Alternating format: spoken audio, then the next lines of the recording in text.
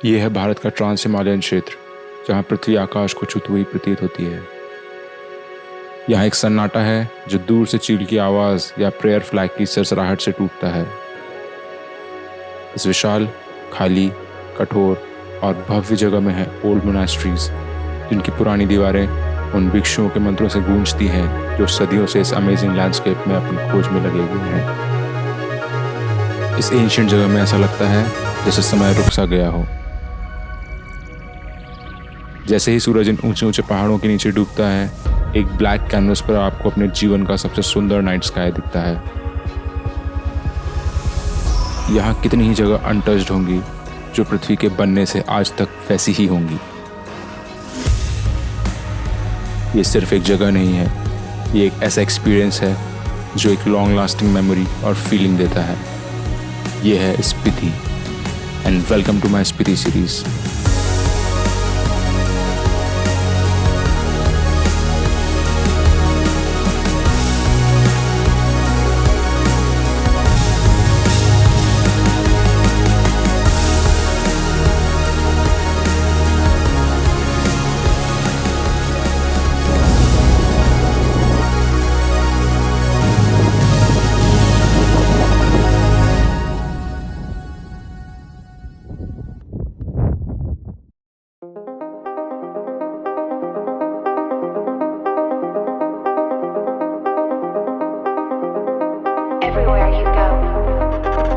हमारी ट्रिप की शुरुआत होती है चंडीगढ़ से। शिमला के ट्रैफिक से बचने के लिए हम चंडीगढ़ से सुबह 5 बजे ही निकल गए थे। मैं शिमला आज तक नहीं गया था और आज भी हम शिमला से सिर्फ गुजरने ही वाले थे। आज हमें चंडीगढ़ से 330 किलोमीटर दूर कल्पा में रुकने वाले थे, जहाँ तक हमें पहुँचने में एज पर गूगल 10 घंटे लगते। शिमला में सुबह का वक्त बहुत ही खूबसूरत था। धूप खिली हुई थी और चारों तरफ हरियाली थी। आइए मैप पर इस रूट को समझते हैं। चंडीगढ़ के साउथ से आने वालों के लिए स्पीति ट्रिप का स्टार्टिंग पॉइंट चंडीगढ़ मान लेते हैं। हम निकले हैं 7 दिनों की ट्रिप पर, जिसमें हम शिमला के रास्ते कल्पा होते हुए स्पीति के काजा तक जाने वाले थे। स्पीति का मेन शहर है काजा, और काजा पहुंचने के रास्ते में आपको सभी फेमस लोकेशंस मिल जाती हैं। फिर काजा से हम एक दिन के लिए चंद्रताल लेक जाने वाले थे। काजा आप या तो मनाली होते हुए या फिर शिमला होते हुए जा सकते हैं। अगर आप ज़्यादा से ज़्यादा लोकेशन कवर करना चाहते हैं तो आप पूरा सर्किट कर सकते हैं, पर इस रूट में अटल टनल के बाद 70 किलोमीटर का ख़राब रास्ता है। ये रास्ता ख़राब मौसम की वजह से अक्सर बंद हो जाता है और ये आपकी ट्रिप को पूरी तरह ख़राब कर सकता है। मौसम की अनसर्टेनिटी की वजह से ये रूट लेना रिस्की हो सकता था, इसलिए हमने आने जाने के लिए शिमला वाला रास्ता ही चुना। इससे हमें रास्ते की लोकेशंस को 2 बार देखने का मौका मिल जाता। हालांकि हम मनाली तरफ वाले रास्तों और व्यूज़ को नहीं देख पाते। अभी हम शिमला और कुफरी से गुजर रहे थे और रास्ते बहुत ही सुंदर होते जा रहे थे।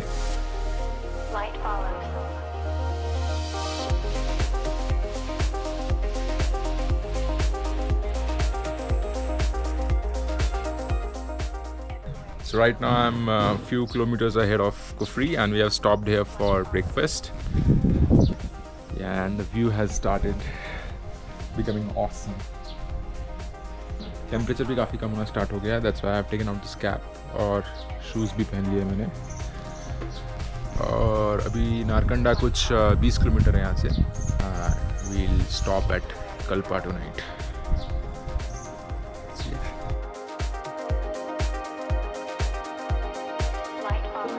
फिर हम पहुँचे नारकंडा। यहाँ बहुत ही ज़्यादा ग्रीनरी थी, तो हम थोड़ी देर के लिए यहाँ रुक गए।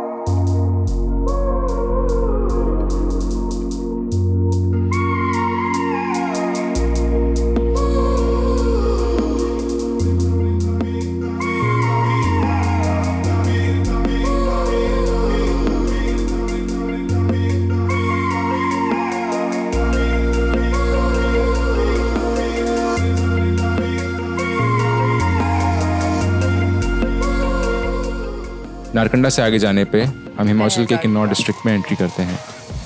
यहाँ पे हमें डिटेल देना होता है, गाड़ी नंबर, साथ में जो पैसेंजर है, उसका फ़ोन नंबर, कहाँ रुक रहे हैं। पीछे जा रही है गाड़ी। और बस एक इमरजेंसी कॉन्टैक्ट नंबर। और यहाँ से लैंडस्केप में काफ़ी बदलाव आ जाता है। यहाँ एकदम खड़े पहाड़ हैं, पहाड़ों का स्लोप इतना ज़्यादा है कि रोड पहाड़ के अंदर से जाती है।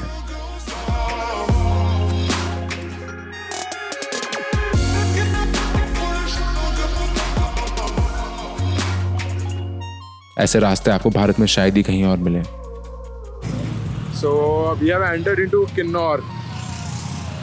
This is some bridge on Kinnor. I don't know. I'll find it and write it somewhere. So it's surrounded by huge mountains.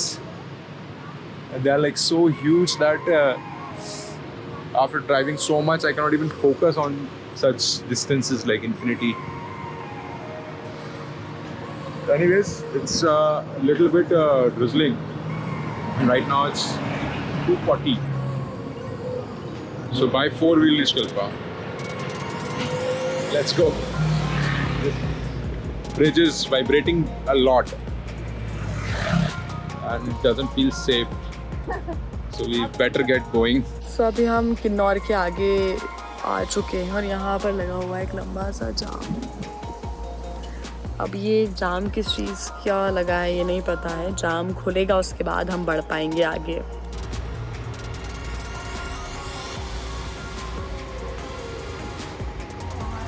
थोड़े बहुत जाम के बाद हम सतलुज नदी के साथ साथ आगे बढ़ते जा रहे थे। सतलुज नदी हमारे साथ कहा विलेज तक रहने वाली थी, जहां से हम स्पीति नदी की तरफ जाने वाले थे।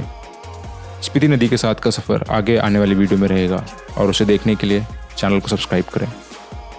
मंजिल के साथ सफ़र के मज़े लेने के कारण हम शेड्यूल से काफ़ी धीरे चल रहे थे। ये सही भी था और गलत भी।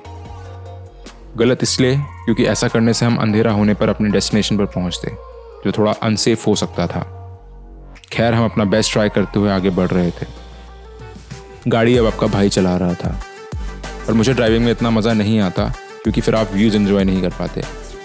व्यूज़ के साथ साथ आपको गाड़ी चलाने में वीडियोज़ भी बनाने होते हैं, जो मुझे ज़्यादा अच्छा लगता है। तो बारी बारी से हमने वीडियो बनाकर गाड़ी जिया ने संभाली और कैमरा मैंने। रिकोंग पीगो पहुंचते पहुंचते शाम हो गई थी। कल्पा यहाँ से 10 किलोमीटर ऊपर पहाड़ पर है। यहाँ हमें अभी तक का सबसे अमेजिंग व्यू दिखने वाला था, किन्नर कैलाश का पहला व्यू। मैंने बर्फ से लदे पहाड़ तो पहले भी देखे हैं, पर इनमें कुछ अलग ही बात थी। ये बड़े थे, इन पर बर्फ थी और इनके सामने बसा था ये छोटा सा शहर जो बहुत ही ग्रीन था।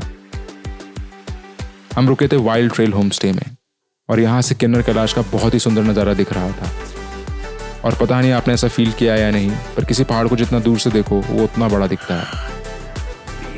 ये होम स्टे बहुत ही परफेक्ट लोकेशन पर है, पर इस वक्त हम किन्नर कैलाश से मंत्रमुग्ध थे। आसमान में बादल थे जो धीरे धीरे छट रहे थे।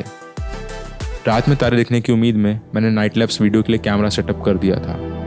साथ ही मैं अपने फ़ोन और DSLR के साथ नाइट स्काई कैप्चर करने के लिए रेडी था। जैसे जैसे रात हो रही थी, आसमान में बादलों का एक लंबा पैच दिखने लगा था। ये पैच काफ़ी देर तक एक ही शेप में रहा, जो बादलों के लिए अनयूजुअल है। तब मुझे रियलाइज़ हुआ कि ये बादल नहीं, मिल्की वे है। मैं बहुत ही एक्साइटेड था। मैंने बैटरी खत्म होने तक पिक्चर्स क्लिक की। रात 2:30 बजे कैमरे की बैटरी खत्म हो गई थी। सुबह भी एक स्पेक्टेकुलर व्यू की उम्मीद में मैं बैटरीज को चार्जिंग पर लगाकर सो गया। मैं उठा 5:30 पर।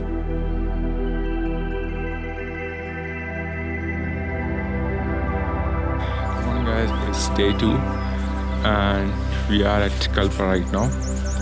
कल शाम को हम यहाँ पहुँच गए थे 5 बजे के आसपास और yesterday we were struggling to get the view of Kinnor Kailash and the mountain range in front of us. Look at today. It's all clear. It's all visible.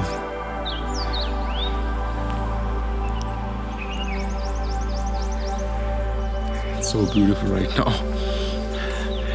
And right now it's 5:50 AM. और सूरज just भी उस mountain के ऊपर से आया, like just 1 minute ago. और this is such a beautiful place. I liked Kalpa in general and this particular property, this particular homestay.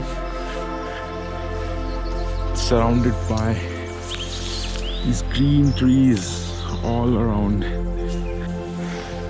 कल रात में I saw Milky Way galaxy here and I was not properly equipped. I didn't place my GoPro and camera quite well to capture it. So when I'm going to stay while we are returning from Spiti, तब मैं definitely इसको capture करूँगा. बहुत ही amazing जगह है. यहाँ पे one should stay for 1 or 2 days, I think. Look at the view.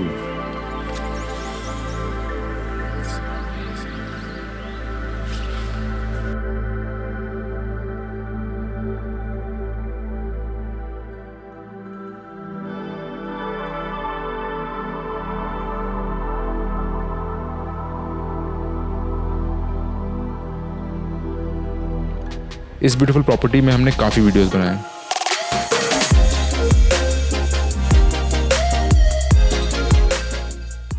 कभी कभी एक दूसरे की वीडियो बनाते हुए वीडियो बनाए.